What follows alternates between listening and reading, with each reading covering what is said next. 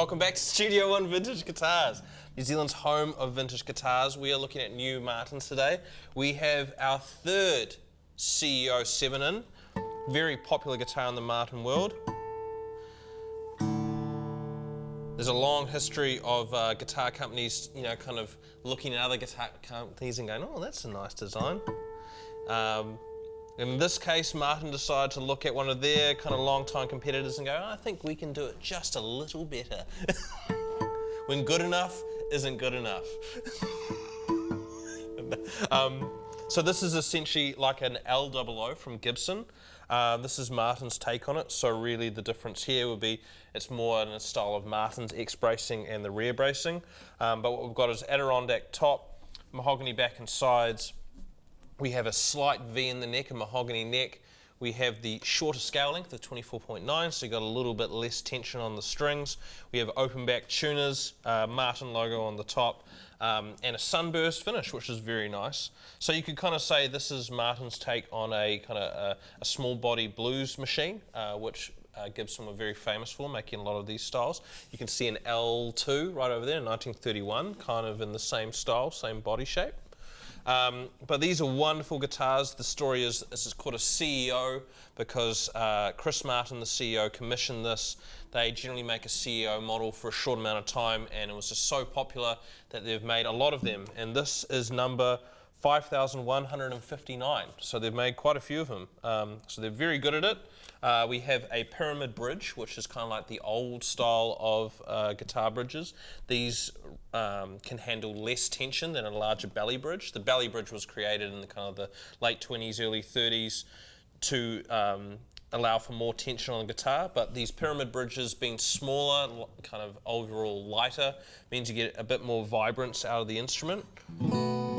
And this guitar has come out of the factory. The action at the moment is just a little bit high, which is good because it makes it acoustically sound very good, much more better suited for slide playing and finger picking. Just talking about action setups and all of that, because most people come and say, oh, I want dead flat. The challenge with dead flat action is you kind of lose a little bit of top end, and I've found sometimes I'll get a guitar back from the luthier. He's set it up so it's very flat, very close to the fretboard, as close as it can be before it starts buzzing, and you can't quite dig into it. So personally, I like a guitar that you'd say is as flat as possible, and then bring it up maybe just a hair so you can dig a little bit more in. But this guitar is set up for blues right now, so we'll do a little bit of that.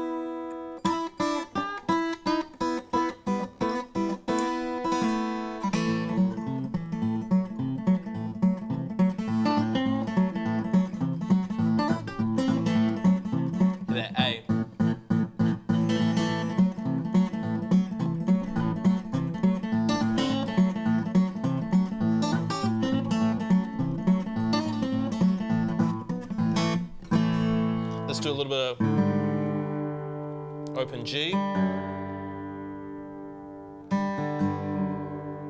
Open G is an open tuning on the guitar. So the idea is here is I'm tuning the guitar to G, to a G chord. A little bit of a test at the tuners.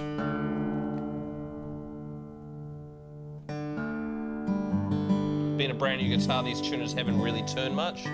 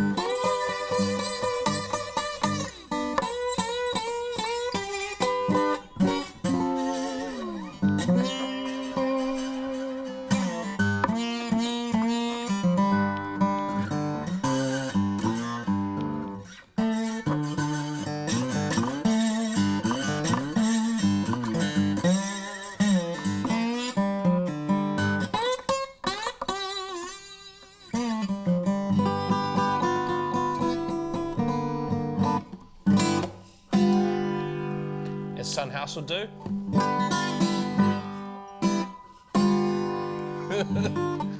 If you watch old videos of Son House, he'll do the ending like that. He's just like, bring that string off the guitar. But yeah, as you can hear, sounds great for slide. Just a little bit higher action is perfect.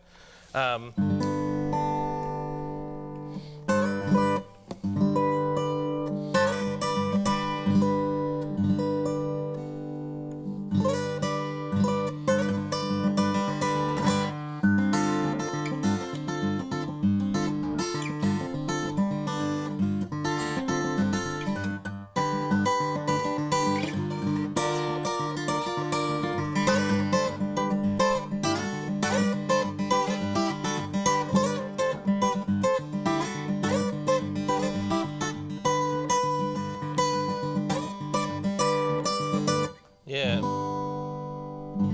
So being Mahogany, this is a great guitar for fingerpicking. If you're into Leo Kottke, there was a bit of Kottke there and a bit of Junebug by Kottke as well on the slide.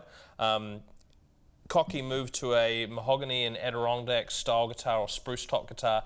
Mahogany is really good for fingerpicking. You don't get too many overtones, so you don't kind of get too much reverb in the guitar, so you get a very clear understanding of what tones are coming out or what you're playing.